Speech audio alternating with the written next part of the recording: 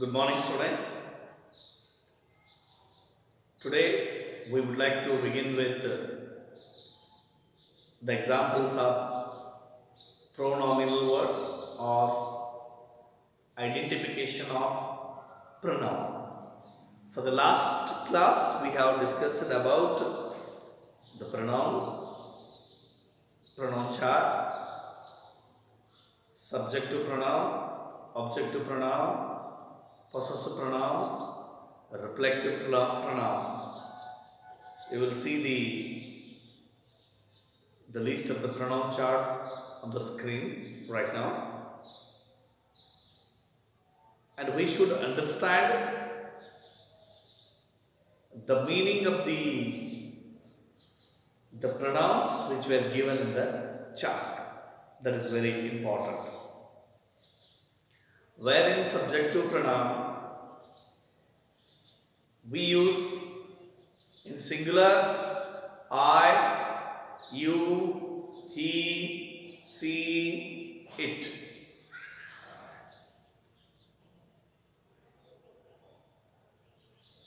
I andre nanu, you andre neenu. These two pronouns cannot indicate the gender of the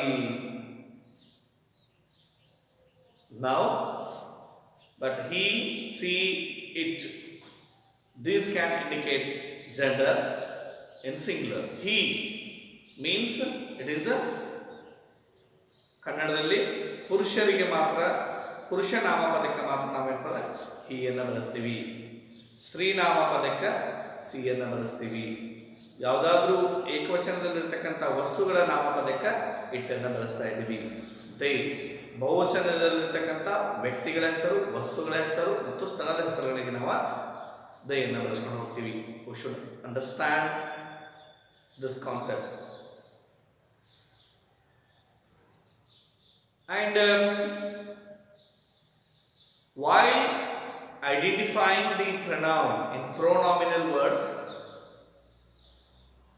we should take care of gender and number of the given pronouns. In the last class, I explained about the use of pronoun. When we go to understand the noun of the pronoun, we should take care of number as well as gender. ವಿದ್ಯಾರ್ಥಿಗಳೇ, ಈ question number 34 ಪ್ರೊನಾಮಿನಲ್ words ಅನ್ನ, identification of pronoun ಅನ್ನ ಉತ್ತರವನ್ನು ಬರೆಯುವಾಗ ಕೊಟ್ಟಿರ್ತಕ್ಕಂಥ ಪ್ರೊನೌನ್ಗಳಲ್ಲಿ ನಾವು ವಿಶೇಷವಾದ ಗಮನವನ್ನು ಎಲ್ಲರಿಸಬೇಕಪ್ಪ ಅಂತಂದ್ರೆ ಪ್ರೊನೌನ್ಗಳ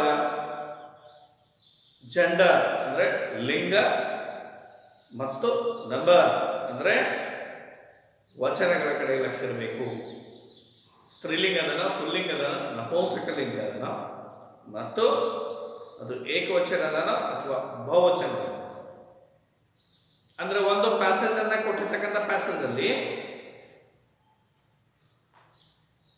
ಅಂಡರ್ಲೈನ್ ಮಾಡಿರ್ತಕ್ಕಂಥ ಪ್ರೊನೌನ್ ಅನ್ನ ಹಿಂದ್ಗಡೆ ನಂಬರ್ ಆಫ್ ನೌನ್ಸ್ ಬರ್ಬೋದು, ಯಾವ ಬೇಕಾದ ನಾಮಪದಗಳು ಬರ್ಬೋದು. ನಾಮಪದ ಬಂದಾಗ ಸಿಕ್ಕಿರ್ತಕ್ಕಂಥ ಯಾವ ಬೇಕಾದ ನಾಮಪದವನ್ನು ನಾವು ಏನ್ ಮಾಡಕ್ಕಾಗುದಿಲ್ಲಪ್ಪ ಅಂತಂದ್ರೆ ಪ್ರೊನೌನ್ ಅನ್ನ ಐಡೆಂಟಿಫಿಕೇಶನ್ ಮಾಡಿ ಬರ್ಲಿಕ್ಕಾಗುದಿಲ್ಲ.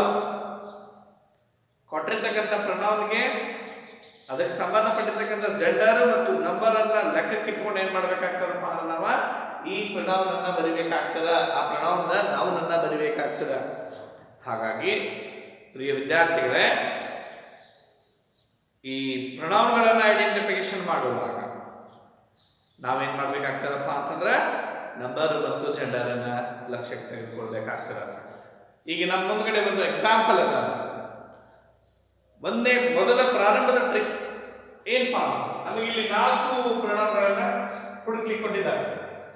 There, himself, who and them. ಮೊದಲೊಂದ್ಸಲ ಈ ಪ್ಯಾಸೇಜ್ ಅನ್ನ ಓದ್ಕೊಳ್ಳೋಣ. There are many snakes in Zit. Their heads represent the kings who have once ruled over the land. When the king died, he himself was supposed to become the sun god. The Egyptians had great faith in the sun god, whom they trusted would protect them from evil powers. ನಾನು ಈ passage ಅನ್ನು ಓದುವಾಗ ನಿಮ್ಮ screen ಮೇಲೆ ಈ passage ಅನ್ನ ನೋಡಿದ್ದೀರಿ. ನೀವು ಎಲ್ಲೆಲ್ಲಿ ಅಂಡರ್ಲೈನ್ ಮಾಡಿಲ್ಲ ಅಂತ ಎಷ್ಟು ಬರ್ತದೆ ನಮ್ಗೆ ಕೊಟ್ಟಿರ್ತಕ್ಕಂಥ ಪ್ರಣಾಮಗಳ ನಾಮಗಳನ್ನು ಹುಡುಕೋದಕ್ಕೋಸ್ಕರ ಮೊದಲನೇ ಸೆಂಟೆನ್ಸ್ ಅನ್ನ ತಗೊಂಡು ಹೋದ್ವಿ ಅಂತ ಇಟ್ಕೋರಿ. ಅಲ್ಲಿ ನಮಗ ಅಂಡರ್ಲೈನ್ ಮಾಡಿರ್ತಕ್ಕಂಥ ಪ್ರಣಾಮ್ ಏನದ ನೋಡ್ರಿ, ಆ ಪ್ರಣಾಮ್ನಿಗೆ ಬೇಕಾಗಿರ್ತಕ್ಕಂಥ ನೌನನ್ನ ಈ ಪ್ರಣಾಮ್ನ ಹಿಂದಿನ ಲೈನಲ್ಲಿ ಹುಡುಕ್ಬೇಕು ಹೊರತು ಮುಂದ್ಗಡೆ ಹುಡುಕುವಾಗಿಲ್ಲ, ಹಿಂದ್ಗಡೆನೆ ಹುಡ್ಕೊಂಡು ಇಲ್ಲಿ ಹುಡ್ಕೊಂತ ಹೋಗುವಾಗ ನಾವು ನೌನನ್ನು ಹುಡ್ಕೊಂತ ಹೋಗುವಾಗ ಈ ಅಂಡರ್ಲೈನ್ ಮಾಡಿರ್ತಕ್ಕಂಥ ಪ್ರಣಾಮದ ನಂಬರ್ ಮತ್ತು ಜೆಂಡರ್ ಅನ್ನ ಲೆಕ್ಕಕ್ಕೆ ಇಟ್ಕೊಂಡು ಏನ್ ಮಾಡ್ಬೇಕಾಗ್ತದೆ ಅಂತ ಹೋಗ್ಬೇಕಾಗ್ತದೆ. ಫಾರ್ ಎಕ್ಸಾಂಪಲ್ ಇಲ್ಲಿ ಅಂಡರ್ಲೈನ್ ಮಾಡಿರ್ತಕ್ಕಂಥ ಪ್ರಣಾಮ ಪುರುಷ ಪ್ರಣಾಮ ಇತ್ತಂದ್ರೆ ನೀವು ಇಲ್ಲಿ ನಾಮಪದ ಹುಡುಗುವಾಗ ಸ್ತ್ರೀಲಿಂಗದ ಹೆಸರು ಬಂದಿತ್ತಂದ್ರೆ ಆ ಪ್ರಣಾಮ ಅದಕ್ಕೆ ಏನಾಗೋದಿಲ್ಲಪ್ಪ ಅಂದ್ರೆ ಸರಿಯಾಗೋದಿಲ್ಲ. ಹಾಗಾಗಿ ಅಂಡರ್ಲೈನ್ ಮಾಡಿರ್ತಕ್ಕಂಥ ಪ್ರಣಾಮ ಏನಾದ್ರೂ ನಮಗೆ ಪುಲ್ಲಿಂಗ ಇದ್ರೆ ನಾವು ಅದರ ಹಿಂದ್ಗಡೆ ಸೆಂಟೆನ್ಸ್ ಹುಡುಕುವಾಗ ಪುಲ್ಲಿಂಗ ನಾಮಪದವನ್ನ ಏನ್ ಮಾಡ್ಬೇಕಾಗ್ತದಪ್ಪ ಅಂತಂದ್ರೆ ಕನ್ಸರ್ನ್ ತೆಗೆದುಕೊಳ್ಬೇಕಾಗ್ತದ. ಒಂದು ವೇಳೆ ಆ ಲೈನಲ್ಲಿ ನಮಗ ಪುರುಷ ನಾಮಪದ ಸಿಗ್ಲಿಲ್ಲ ಅಂತಂದ್ರೆ ನಾವು ಅದಕ್ಕಿಂತ ಮತ್ತೆ ಹಿಂದ್ಗಡೆ ಲೈನಲ್ಲಿ ಇರ್ತಕ್ಕಂಥ ನಾಮಪದವನ್ನ ಏನ್ ಮಾಡ್ಬೇಕಾಗ್ತದಪ್ಪ ಅಂದ್ರೆ ಲೆಕ್ಕಕ್ಕೆ ತೆಗೆದುಕೊಂಡು ಹೋಗ್ಬೇಕಾಗ್ತದ. ಲಕ್ಷ ಕೊಡ್ಬೇಕು ವಿದ್ಯಾರ್ಥಿಗಳು, ಇದನ್ನ ಬರ್ಲಿಕ್ಕೆ ಹೋಗ್ಬಾರ್ದು, ಕನ್ಫ್ಯೂಷನ್ ಮಾಡ್ಕೊಳ್ಳಿಕ್ಕೆ ಹೋಗ್ಬಾರ್ದು. ಸೊ ನನಗೆ ಇಲ್ಲಿ ಏನ್ ಕೊಟ್ಟಿದಾರಪ್ಪ, ಮೊದಲಿಗೆ ಕೊಟ್ಟಿರ್ತಕ್ಕಂಥ ಪ್ರಣವಗಳ ಅರ್ಥ ಮಾಡೋಣ. ಇಲ್ಲಿ ದೇರ್ ಅಂತ ಕೊಟ್ಟಿದ್ದಾರೆ. ದೇರ್ ಅಂದ್ರೆ ಅವರು ಬಹುವಚನದಲ್ಲಿರ್ತಕ್ಕಂಥದ್ದು, ಅವರ possessive pronoun third person plural possessive pronoun ಇರ್ತಕ್ಕಂಥದ್ದು. ಆಮೇಲೆ ಹಿಮ್ಸೆಲ್ಫ್ ಕೊಟ್ಟಿದ್ದಾರೆ, ಇದು ಕೂಡ third person singular reflective pronoun ಅಲ್ಲಿ ಬರ್ತಕ್ಕಂಥದ್ದು. Third person singular reflective pronoun. ಇಲ್ಲಿ ದೇರ್ ಅಂತಕ್ಕಂಥ ಈ ಪ್ರೊನೌನ್ಗೆ ಅದು ಸ್ತ್ರೀಲಿಂಗ ಆದ್ರೂ ಇರ್ಬೋದು, ಪುರುಷಲಿಂಗ ಆದ್ರೂ ಇರ್ಬೋದು, ಅಂದ್ರೆ ಪುಲ್ಲಿಂಗ ಆದ್ರೂ ಇರ್ಬೋದು, ಅದ್ರ ನಂಬರ್ ಮಾತ್ರ ಏನಿರಬೇಕು, ಬಹುವಚನ ಇರಬೇಕು, ಪ್ಲೂರಲ್ ಇರಬೇಕು. ಎರಡನೇ ಪ್ರೊನೌನ್ ಏನ್ ಕೊಟ್ಟಿದ್ದಾರೆ ಅಂದ್ರೆ ನಮಗೆ ಹಿಮ್ಸೆಲ್ಫ್ ರಿಫ್ಲೆಕ್ಟಿವ್ ಪ್ರೊನೌನ್ ಕೊಟ್ಟಿದ್ದಾರೆ. ಸೊ ಇದು ಸಿಂಗ್ಯುಲರ್ ಇರಬೇಕು ಮತ್ತು ಪುಲ್ಲಿಂಗ ಇರಬೇಕು, ಏಕವಚನ ಇರಬೇಕು ಮತ್ತು ಪುಲ್ಲಿಂಗನೇ ಇರಬೇಕು. ಹಿಮ್ಸೆಲ್ಫ್ ಅಂದ್ರೆ ಪುರುಷರಿಗೆ ಯೂಸ್ ಮಾಡ್ತಕ್ಕಂಥದ್ದು. ನೆಕ್ಸ್ಟ್ ಹೂಮ್ ಅಂತ WH ಪ್ರೊನೌನ್ ಅನ್ನ ಕೊಟ್ಟಿದ್ದಾರೆ. ವಿದ್ಯಾರ್ಥಿಗಳೇ, ಈ WH ಪ್ರೊನೌನ್ ಅನ್ನ ಬರೆಯುವಾಗ ನಿಮ್ಗೆ ಒಂದು ಹಿಂಟ್ಸ್ ಅನ್ನು ಕೊಟ್ಟಿದ್ದಾರೆ. ಹೂಮ್ ಅಂತ ಕೊಟ್ಟಿದ್ದಾರೆ. ಇಲ್ಲಿ ಹೂಮ್ ಅಂತ ಕೊಟ್ಟಾಗ ನಮಗೆ ಯಾರನ್ನು ಅಂತ ತೆಗೆದು ನೋಡಬೇಕು, ಅಲ್ಲಿಗೆ ನಮಗೆ ಜೆಂಡರ್ ಲೆಕ್ಕಕ್ಕೆ ಬರೋದಿಲ್ಲ, ಗುರುತು. ಹಾಗಾಗಿ ಇದಕ್ಕೆ ನಮ್ಮ ಕಡೆ ಬರ್ತಕ್ಕಂಥ ಶಾರ್ಟ್ಕಟ್ ಕ್ಲೂ ಏನಪ್ಪಾ ಅಂತಂದ್ರೆ WH ವರ್ಡ್ ಹೂಮ್ ಬಂತು ಅಂತ ಹೇಳಿದ್ರೆ ಅದ್ರ ಹಿಂದ್ಗಡೆ ಇರ್ತಕ್ಕಂಥ ನಾಮಪದ, ಎಕ್ಸಾಕ್ಟ್ ಹಿಂದ್ಗಡೆ ಇರ್ತಕ್ಕಂಥ ನಾಮಪದನ ಏನಿರ್ತದಪ್ಪ ಅಂದ್ರೆ ಅದ್ರ ಆನ್ಸರ್ ಇರ್ತದ. ಲಕ್ಷ ಕೊಡ್ರಿ ವಿದ್ಯಾರ್ಥಿಗಳೇ, WH ಪ್ರೊನೌನ್ ಬಂತಂದ್ರೆ what, when, where, which, why, whom ಈ ಥರನಾದ ಯಾವುದೇ ಪ್ರೊನೌನ್ಗಳು ಬಂತು ಅಂತ ಇಟ್ಕೋರಿ, ಇದನ್ನು ನಾವು WH ಪ್ರೊನೌನ್ ಅಂತ ಕರಿತೀವಿ. ಈ WH ಪ್ರೊನೌನ್ಗೆ ಬೇಕಾಗಿರ್ತಕ್ಕಂಥ ನಾಮಪದ ಯಾವಾಗಲೂ ಎಲ್ಲಿರ್ತದಪ್ಪ ಅಂದ್ರೆ ಎಕ್ಸಾಕ್ಟ್ ಅದರ ಬ್ಯಾಕ್ ಸೈಡ್ ಇರ್ತದೆ, ಅದರ ಹಿಂದ್ಗಡೆನೇ ಇರ್ತದೆ. ಒಂದಿಷ್ಟು ಲಕ್ಷ ಕೊಟ್ಟು ನೋಡಿದ್ರೆ ಅಂತ ಇಟ್ಕೋರಿ, ನಿಮ್ಗೆ ಏನಾಗ್ತದೆ ಅರ್ಥ ಆಗ್ತದೆ. ನೆಕ್ಸ್ಟ್ ನಮಗೆ ದಮ್ ಅದ. ದಮ್ ಸಬ್ಜೆಕ್ಟಿವ್ ಪ್ರೊನೌನ್ ಪ್ಲೂರಲ್. ಇಲ್ಲಿ ನಮಗೆ ಏನಾಗ್ತದಪ್ಪ ಅಂತಂದ್ರೆ ಇಲ್ಲಿ ಜೆಂಡರ್ ಗೊತ್ತಾಗುದಿಲ್ಲ, ಪ್ಲೂರಲ್ ಅಷ್ಟೇ ಗೊತ್ತಾಗ್ತದೆ. ದಮ್ ಅಂತ ಬಹುವಚನದಲ್ಲಿರ್ತಕ್ಕಂಥ ನಾಮಪದವನ್ನು ಹುಡುಕಬೇಕಾಗ್ತದೆ. ಇಷ್ಟನ್ನು ನಾವು ಏನು ಮಾಡಬೇಕು ವಿದ್ಯಾರ್ಥಿಗಳೇ, ಲಕ್ಷ್ಯಕ್ಕೆ ತೆಗೆದುಕೊಂಡಿರಬೇಕಾಗಿರ್ತಕ್ಕಂಥ ಅರ್ಥ. ಇಲ್ಲಿ ನಾನು ಧೈರ್ಯ ಅಂತ ಹೇಳಿದೆ, ಬಹುವಚನದಲ್ಲಿರ್ತಕ್ಕಂಥದ್ದು ಯಾವುದಾದ್ರೂ ವಸ್ತುಗಳ ವ್ಯಕ್ತಿಗಳ ಹೆಸರುಗಳನ್ನು ಹುಡುಕಬೇಕು ಅಂತ. ಇಲ್ಲ ಹೋಗಿ ಈಜಿಪ್ಟ್ ಅದ, ಈಜಿಪ್ಟ್ ಏಕವಚನದಲ್ಲಿದೆ, ಹಾಗಾಗಿ ಅದು ಬರೋದಿಲ್ಲ, ಮತ್ತು ಸ್ಥಳ ಅದ. ಆಮೇಲೆ ಇಲ್ಲಿ ಹಿಂದ್ಗಡೆ ಒಂದು ಏನದ, ಸ್ಪಿಂಕ್ಸ್ ಅದ, ಸ್ಪಿಂಕ್ಸ್ ಯಕ್ಷಿಣಿಗಳು ಬಹುವಚನದಲ್ಲಿದೆ ನಾಮಪದ. ಜೆಂಡರ್ ಅನ್ನು ಲೆಕ್ಕಕ್ಕಿಲ್ಲ, ಬಹುವಚನದಲ್ಲಿರ್ತಕ್ಕಂಥ ನಾಮಪದ ಇಲ್ಲಿ ಅದ ಅಂತಂದ್ರೆ ಎಕ್ಸಾಕ್ಟ್ ಆನ್ಸರ್ ಏನಿರ್ತದಪ್ಪ ಅಂತಂದ್ರೆ ನಮಗ ಸ್ಪಿಂಕ್ಸ್ ಆಗಿರ್ತದ. ಏನಾಗಿರ್ತದ, sphinx. So next there himself. ಎರಡನೇದಾದ ಹಿಮ್ಸೆಲ್ಫ್. ಹಿಮ್ಸೆಲ್ಫ್ ಬಂದಾಗ ಅವನಷ್ಟಕ್ಕೆ ಅವನು ಅಂತ ಹೇಳಿದ. ಹಿಮ್ಸೆಲ್ಫ್ ಹಿಂದ್ಗಡೆ ನಾವು ಅವನನ್ನು ಹುಡ್ಕೊಂಡು ಹೋದ್ರೆ ಮತ್ತೆ ಪ್ರೊನೌನ್ ನಮ್ಗೆ ಲೆಕ್ಕಕ್ಕೆ ಬರೋದಿಲ್ಲ. ಅಲ್ಲಿಂದ ಹಿಂದ್ಗಡೆ ಹೋದ್ರೆ ಡೈಡ್ ಅದ ವರ್ಬ್ ಲೆಕ್ಕಕ್ಕೆ ಬರೋದಿಲ್ಲ. ಅಲ್ಲಿಂದ ಹಿಂದ್ಗಡೆ ಹೋದ್ರೆ ಏನಾಗ್ತದಪ್ಪ ಅಂತಂದ್ರೆ ಕಿಂಗ್ ಏನಂದ್ರ ಕಿಂಗ್ ಇಸ್ ನಾಮ್, ಪುರುಷ ನಾಮಪದ. ಹಿಮ್ ಅಂದಾಗ ನಮಗೆ ಪುರುಷ ನಾಮಪದ ಬೇಕಾಗಿದೆ ನಮಗೆ. ಹಾಗಾಗಿ ನಮಗೆ ಏನಪ್ಪ ಅಂದ್ರೆ ಪುರುಷ ನಾಮಪದ ಯಾವ್ದು ಸಿಗ್ತದಪ್ಪ ಅಂದ್ರೆ ಕಿಂಗ್. ಹಾಗಾಗಿ ಈ ಹಿಮ್ಸೆಲ್ಫ್ ಅಂತಕ್ಕಂಥ ಪ್ರೊನೌನ್ಗೆ ನಾಮಪದ ಯಾವ್ದು ಬರಬೇಕಾಗ್ತದಪ್ಪ ಅಂದ್ರೆ ಕಿಂಗ್. ನೆಕ್ಸ್ಟ್ ನಾವು ಹೋದಾಗ WH ಪ್ರೊನೌನ್ ಅದ, ಹೂಮ್ WH ಪ್ರೊನೌನ್. ವಿದ್ಯಾರ್ಥಿಗಳು ಲಕ್ಷ ಕೊಡ್ಬೇಕು. ಇಲ್ಲಿ WH ಪ್ರೊನೌನ್ ಬಂದಾಗ ನಾನು ನಿಮಗೆ ಹೇಳಿರ್ತಕ್ಕಂಥ ವಿಷಯ ಏನಪ್ಪಾ ಅಂದ್ರೆ WH ವರ್ಡ್ ಇಂದ ಎಕ್ಸಾಕ್ಟ್ ಹಿಂದ್ಗಡೆ ಇರ್ತಕ್ಕಂಥ ನಾಮಪದ ಏನಿರ್ತದಪ್ಪ ಅಂದ್ರೆ ಅದ್ರ ಆನ್ಸರ್ ಇರ್ತದೆ. ನಮಗೆ ಹಿಂದ್ಗಡೆ ಇರ್ತಕ್ಕಂಥ ವರ್ಡ್ ಯಾವ್ದಪ್ಪ ಅಂತಂದ್ರೆ ಯಾವ್ದು ನಮ್ಗೆ ದ ಸನ್ಸ್ ಗಾಡ್. ಯಾವ್ದದ ದ ಸನ್ಸ್ ಗಾಡ್. ಹಾಗಾಗಿ ನಾವು ಏನ್ ಮಾಡ್ತೀವಪ್ಪ ಅಂತಂದ್ರೆ ದ ಸನ್ ಗಾಡ್ ಅಂತ ಹೇಳಿ ನಾವು. ನೆಕ್ಸ್ಟ್ ನಮಗೆ ದಮ್ ಅದ. ಕೊನೆಯದಾಗಿರ್ತಕ್ಕಂಥದ್ದು ಏನಂತಂದ್ರೆ ದಮ್. ಇಲ್ಲಿರ್ತಕ್ಕಂಥ ದಮ್ ಅಂದಾಗ ನಮಗೆ ಬಹುವಚನದಲ್ಲಿರ್ತಕ್ಕಂಥ ನಾಮಪದವನ್ನು ಹುಡುಕಬೇಕು. ಇಲ್ಲಿ ಹಿಂದ್ಗಡೆ ಹೋದ್ರೆ ಪ್ರೊಟೆಕ್ಟ್ ಅದ, ವರ್ಬ್ ಅದ, ಬರ್ಲಿಕ್ಕೆ ಬರೋದಿಲ್ಲ ಅದು. ಆಮೇಲೆ ವುಡ್ ಅದ ಬರೋದಿಲ್ಲ, ಕನ್ಸ್ಟಂಟ್ ಬರೋದಿಲ್ಲ. ದೇ ಇಲ್ಲಿ ಕೂಡ ಅದೇ ಸೇಮ್ ಪ್ರೊನೌನ್ ಬಳಸ್ಕೊಂಡಿದ್ದಾರೆ. ಇಲ್ಲ ಈ ಸೆಂಟೆನ್ಸ್ ಅಲ್ಲಿ ಇಲ್ಲ ಅಂದ್ರೆ ಮತ್ತೆ ಅದಕ್ಕಿಂತ ಹಿಂದಿನ ಸೆಂಟೆನ್ಸ್ ಅಲ್ಲಿ ಹೋಗಬೇಕು. ದ ಸನ್ಸ್ ಗಾಡ್ ಅದ, ನೌನ್ ಅದ, ಬಟ್ ಏಕವಚನ ಬರೋದಿಲ್ಲ, ಫೇತ್ ಬರೋದಿಲ್ಲ, ಗ್ರೇಟ್ ಬರೋದಿಲ್ಲ, ಹ್ಯಾಡ್ ಬರೋದಿಲ್ಲ. ಎಜಿಪ್ಟಿಯನ್ಸ್ ನಾಮಪದ ಅದ ಮತ್ತು ಅದ್ರ ಜೊತೆಗೆ ಏನಂತಂದ್ರೆ ಬಹುವಚನ. ಹಾಗಾಗಿ ನಮ್ ಈಜಿಪ್ಟಿಯನ್ಸ್ ಏನಾಗ್ತದಪ್ಪ ಅಂತಂದ್ರೆ ಆನ್ಸರ್ ಆಗ್ತದ. ವಿದ್ಯಾರ್ಥಿಗಳೇ, ಕೊಟ್ಟಿರ್ತಕ್ಕಂಥ ಪ್ರೊನೌನ್ ಅದೇ ಸೆಂಟೆನ್ಸ್ ಅಲ್ಲಿ ನಾವು ನೌನ್ ಹುಡುಕ್ಲಿಕ್ಕೆ ಹೋಗ್ಬೇಕು. ಒಂದ್ ವೇಳೆ ಅದು ಸಿಗ್ಲಿಲ್ಲ ಅಂತಂದ್ರೆ ಅದಕ್ಕಿಂತ ಹಿಂದಕ್ಕೆ ಹೋಗಿ ನಾವು ಏನ್ ಮಾಡ್ಬೇಕಾಗ್ತದಪ್ಪ ಅಂದ್ರೆ ಅದರ ನೌನ್ ಅನ್ನು ಹುಡುಕ್ಬೇಕಾಗ್ತದೆ. ಮತ್ತು ನೀವು ಸರಿಯಾದ ನಂಬರು ಮತ್ತು ಜೆಂಡರ್ ಅನ್ನ ಲೆಕ್ಕಕ್ಕೆ ತಗೊಂಡಿರ್ತಿದ್ದವರೆ ನಿಮ್ ನಿರ್ದಿಷ್ಟವಾಗಿರ್ತಕ್ಕಂಥ ಸರಿಯಾದ ಉತ್ತರ ನಮಗೆ ಏನಾಗ್ತದಪ್ಪ ಅಂದ್ರೆ ಸಿಗ್ತದ. ಹಾಗಾಗಿ ಇಲ್ಲಿ ಗಡಿಬಿಡಿ ಮಾಡುವ ಅವಶ್ಯಕತೆ ಇಲ್ಲ. ಬರೀ 1 ನಿಮಿಷದಲ್ಲಿ ಬಿಡಿಸ್ತಕ್ಕಂಥ ಈ ಆನ್ಸರ್ಗೆ ಗಡಿಬಿಡಿ ಮಾಡುವ ಅವಶ್ಯಕತೆ ಇಲ್ಲ. First we should take care of to understand the gender and number of the pronoun. ನಾವು ಬಹಳ ಲಕ್ಷ್ಯ ವಹಿಸಿ ಅಂತ ಹೋಗ್ಬೇಕಾಗ್ತದಪ್ಪ ಅಂತಂದ್ರೆ ನಂಬರ್ ಮತ್ತು ಜೆಂಡರ್ ಅನ್ನ ಲೆಕ್ಕಕ್ಕೆ ತಗೋಬೇಕಾಗ್ತದೆ. To search any noun of the given pronoun, we should search the noun of the given pronoun in context of gender and number behind the pronoun, the existing pronoun ಕೊಟ್ಟಿದ್ದಾರೆ ಅದ್ರ ಹಿಂದ್ಗಡೆನೇ ನಾವು ಹೋಗಬೇಕು.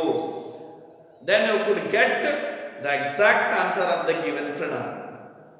And in case of WH pronoun, and there is no any risk. If it is a WH pronoun, the noun of the given pronoun will be the exactly behind the WH word. ಅದಕ್ಕೆ ಬೇಕಾಗಿರ್ತಕ್ಕಂಥ ನಾಮಪದ ಎಲ್ಲಿರ್ತದಪ್ಪ ಅಂದ್ರೆ exact ಅಂದ್ರೆ ಹಿಂದ್ಗಡೆನೇ ಏನಪ್ಪ ಅಂದ್ರೆ ಇರ್ತಕ್ಕಂಥದ್ದು. ಇಲ್ಲಿ ನೀವು ನೋಡಿದಿರಿ, ಇಲ್ಲಿ ಹೂಮ್ ಅಂತಕ್ಕಂಥ ಈ WH ಪ್ರೊನೌನ್ಗೆ ಅಂದ್ರೆ ಹಿಂದ್ಗಡೆನೇ ಏನ್ ಕೊಟ್ಟಿದಾರಪ್ಪ ಅಂದ್ರೆ ನಮ್ಗೆ ಅದರ ನೌನ ಸಿಗ್ತದ ಅಂತಕ್ಕಂಥದ್ದು. ಇದು ಮೊದಲನೇ ಎಕ್ಸಾಂಪಲ್ ವಿದ್ಯಾರ್ಥಿಗಳೇ. ನಾನು ನಿಮಗೆ ಸ್ಕ್ರೀನ್ ಮೇಲೆ ನಿಮಗೆ ಬೋರ್ಡ್ ಮೇಲೆ ಕಾಣಿಸಲಿಲ್ಲ ಅಂದರೂ ಸ್ಕ್ರೀನ್ ಮೇಲೆ ಕೊಟ್ಟಿದ್ದಪ್ಪ ನಮಗೆ ಅದರ ಪ್ರಿಂಟೆಡ್ ಕ್ವಶನ್ ಆನ್ಸರ್ ಇದನ್ನು ಕೊಟ್ಟಿದ್ದೀನಿ, ಡಿಸ್ಪ್ಲೇ ಕೊಟ್ಟಿದ್ದೀನಿ. ಅದನ್ನು ನೋಡ್ಕೊಂಡು ಅರ್ಥ ಮಾಡ್ಕೋಬೋದು. ಬರ್ಕೊಂಡು ನೀವು ನಾನು ಎಕ್ಸ್ಪ್ಲನೇಷನ್ ಮಾಡ್ತಾರೆ ನೀವು ಹುಡುಕಿದ್ದಾಯ್ತು ಅಂದ್ರೆ ಅದನ್ನ ಬುಕ್ನಲ್ಲಿ ಬರ್ಕೊಂಡು ನಿಮಗೆ ಎಕ್ಸಾಕ್ಟ್ ಅರ್ಥ. ಆಮೇಲೆ ಈಗ ನನಗೆ ಎರಡನೇ ಎಕ್ಸಾಂಪಲ್ ಕ್ವಶನ್ ನಂಬರ್ 34 ಅಂತ ಹೇಳಿದ್ದೀನಿ ವಿದ್ಯಾರ್ಥಿ, ಗಡಿಬಿಡಿ ಮಾಡುವ ಹಾಗಿಲ್ಲ. ಕ್ವಶನ್ ನಂಬರ್ 34 ಎರಡನೇ ಎಕ್ಸಾಂಪಲ್ ನಾವೇನಪ್ಪ ಅಂದ್ರೆ ಹುಡುಕ್ಲಿಕ್ಕೆ ಹೋಗ್ತೀವಿ. ನಿನ್ನೆ ಕ್ಲಾಸಲ್ಲಿ ಒಂದು ಎಕ್ಸಾಂಪಲ್ ಅನ್ನು ನಾವು ಅರ್ಥ ಮಾಡ್ಕೊಂಡಿದ್ದೀವಿ, ಒಂದು ಕನ್ನಡದಲ್ಲಿದ್ದು ಮತ್ತು ಒಂದು ಇಂಗ್ಲೀಷಲ್ಲಿ ಕೂಡ ಅರ್ಥ ಮಾಡ್ಕೊಂಡಿದ್ದೀವಿ. ನಾನು ಮೊದಲಿಗೆ ಈ ಎರಡನೇ ಎಕ್ಸಾಂಪಲ್ ಅನ್ನು ನಿಮಗೆ ಓದಿ ಹೇಳ್ತಾ ಇದ್ದೇನೆ. Bernard Shaw's legendary musical hit became a popular film. Sentence completed. It is the story of an English professor who meets a young flower girl in a train. You display the question where she was singing and selling flowers. He was fascinated by her voice and appearance, so decided to train her and teach her English. Very soon, he transformed her into a refined lady. ಭಾಳ ಸುಂದರವಾಗಿರ್ತಕ್ಕಂಥದ್ದು. ಬರೀ passage ಓದಿದ್ರೆ ಅದರ story ಏನು ಅಂತ ಅರ್ಥ ಆಗುವಷ್ಟು ಸುಂದರವಾಗಿರ್ತಕ್ಕಂಥದ್ದು. So ಇಲ್ಲಿ ನಾವು ಮೊದಲಿಗೆ ನಿಮ್ಮ ಡಿಸ್ಪ್ಲೇ ಮೇಲೆ ನೋಡ್ತಾ ಇದ್ದೀವಿ ನಾವೇನಪ್ಪ ಅಂದ್ರೆ ಯಾವ್ಯಾವ ಪ್ರೊನೌನ್ಗಳನ್ನ ಅಂಡರ್ಲೈನ್ ಮಾಡಿದಾರ ಅಂತ ನೋಡ್ಲಿಕ್ಕೆ ಹೋದಾಗ ನಮಗೆ ಸಿಗ್ತಕ್ಕಂಥದ್ದು ಏನಪ್ಪಾ ಅಂತಂದ್ರೆ ಒಂದೇದು it, where, her and he. ವಿದ್ಯಾರ್ಥಿಗಳೇ ಲಕ್ಷ ಕೊಡ್ರಿ. ಇಟ್ ಅಂತಕ್ಕಂಥ ಪ್ರೊನೌನ್ ಅನ್ನ ಕೇಳಿದಾಗ ಅಥವಾ ನಾಮಪದ ಏನಿರ್ಬೋದಪ್ಪ ಅಂದ್ರೆ ಯಾವ್ದಾದ್ರು ವಸ್ತುವಿನ ಹೆಸರು ಇರ್ಬೋದು. ಅರ್ಥ ಆಗ್ತದೆ? ಏಕವಚನದಲ್ಲಿರ್ತಕ್ಕಂಥ ಯಾವ್ದಾದ್ರು ವಸ್ತುವಿನ ಹೆಸರು ಇರ್ಬೋದು. ಹಿ ಅಂತ ಬಂದಾಗ ಏಕವಚನದಲ್ಲಿರ್ತಕ್ಕಂಥ ಯಾವುದಾದ್ರೂ ಪುರುಷರ ಹೆಸರು ಇರ್ಬೋದು. ಸಿ ಅಂತ ಬಂದಾಗ ಏಕವಚನದಲ್ಲಿರ್ತಕ್ಕಂಥ ಯಾವುದಾದ್ರೂ ಹುಡುಗಿ ಹೆಸರು ಇರ್ಬೋದು. ಅವರು ಅಂತ ಬಂದಾಗ ಬಹುವಚನದಲ್ಲಿ ಇರ್ತಕ್ಕಂಥ ಯಾವುದಾದ್ರು ಹೆಸರಾದಿರ್ಬೋದು, ವಸ್ತುಗಳಾದ್ರೂ ಇರ್ಬೋದು, ಯಾವುದಾದ್ರೂ ನಾಮಪದ ಬಂದಿರ್ಬೋದು. ಹರ್ ಅಂದಾಗ ಆಬ್ಜೆಕ್ಟಿವ್ ಪ್ರೊನೌನ್ ಇರ್ತದೆ. ಅಲ್ಲಿ ಆಬ್ಜೆಕ್ಟಿವ್ ಸೈಡಲ್ಲಿ ನಮಗೆ ಯಾವುದಾದ್ರೂ ಸ್ತ್ರೀಲಿಂಗ ಇದ್ರೆ ನಮಗೆ ಏನಾಗ್ತದಪ್ಪ ಅಂದ್ರೆ ಅದು ಆನ್ಸರ್ ಆಗ್ತಕ್ಕಂಥದ್ದು. ಹೇಮಿದ್ರೆ ಪುಲ್ಲಿಂಗ ಇದ್ದಾಗ ನಮಗೆ ಏನಾಗ್ತದಪ್ಪ ಅಂದ್ರೆ ಅದನ್ನ ಅರ್ಥ ಮಾಡಿ. ಅಂದ್ರೆ students, we should always take care and we should give attention towards the number and gender of the given pronoun.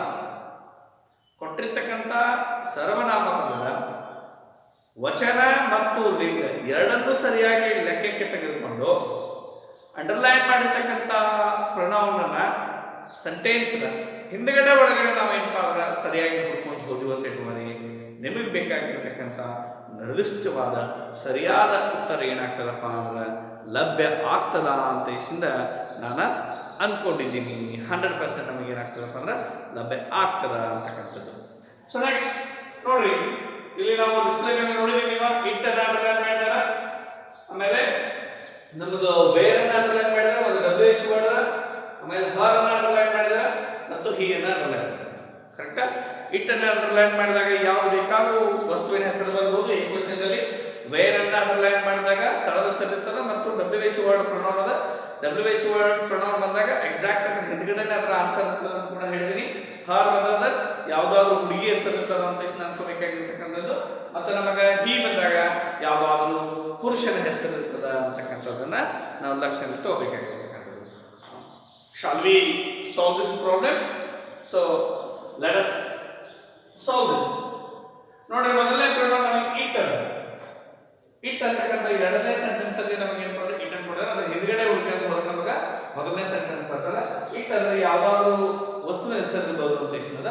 ಹಾಗಾಗಿ ಹುಡುಗಿಗೆ ಹೋದಾಗ ಪಾಪ್ಯುಲರ್ ಫಿಲ್ಮ್ ಸಿಗ್ತದೆ ನಮಗೆ. ಪೂರ್ತಿ ವರ್ಡ್ ಏನಪ್ಪ ಅಂದ್ರೆ ಎ ಪಾಪ್ಯುಲರ್ ಫಿಲ್ಮ್.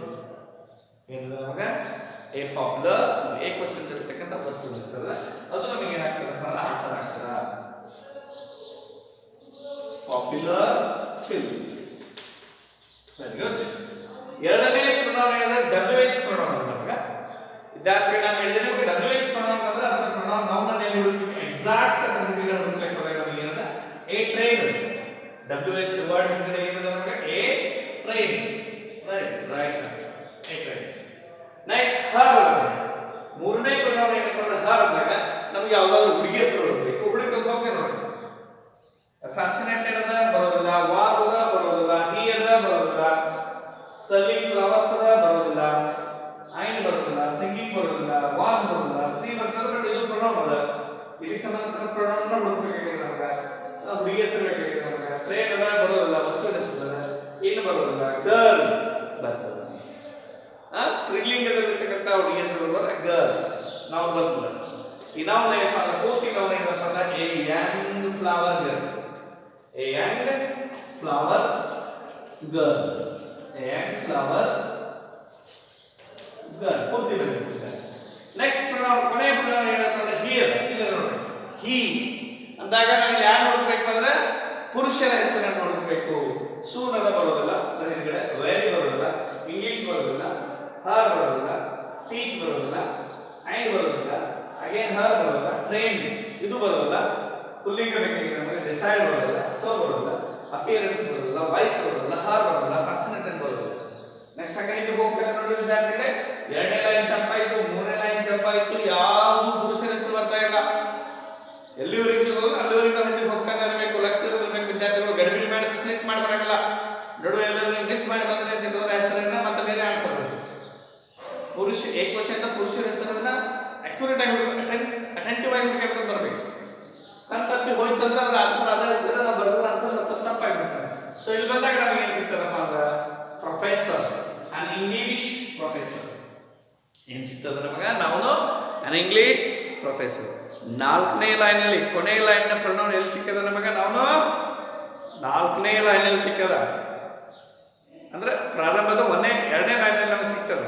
ಅಂದ್ರೆ ನಾವು 3 ಲೈನ್ಸ್ ಕ್ಲಿಕ್ ಮಾಡ್ಕೊಂಡು ಬಂದ ನಂತರ ಸಿಗ್ತದೆ. ಹಾಗಾಗಿ 3 ಲೈನ್ ಸ್ಕಿಪ್ ಮಾಡಿದ್ರು ಅಡ್ಡಿಲ್ಲ, ನಮಗೆ ಎಕ್ಸಾಕ್ಟ್ ಆಗಿರ್ತಕ್ಕಂಥ ಪ್ರೊನೌನ್ ಬೇಕು. We should always skip any sentences behind the given pronoun until and unless the given pronoun could switches or could match with the what? The number and the correspondence number and gender of the noun. ಕೊಟ್ಟಿರ್ತಕ್ಕಂಥ ನಾಮಪದದ ಆ ಪ್ರೊನೌನ್ಗೆ ಬೇಕಾದ ನಾಮಪದದ ಸರಿಯಾದ ವಚನ ಮತ್ತು ಲಿಂಗ ಸಿಗುವವರೆಗೂ ಕೂಡ ನಾವು ಏನು ಮಾಡಬೇಕಾಗ್ತದಪ್ಪ ಅಂದ್ರೆ ಆ ನಾವನ್ನ ಹುಡುಕ್ಬೇಕಾಗ್ತದೆ. ಹಾಗಾಗಿ ನಮ್ಗೆ ಏನು ಬರ್ತದಪ್ಪ ಅಂದ್ರೆ an English professor.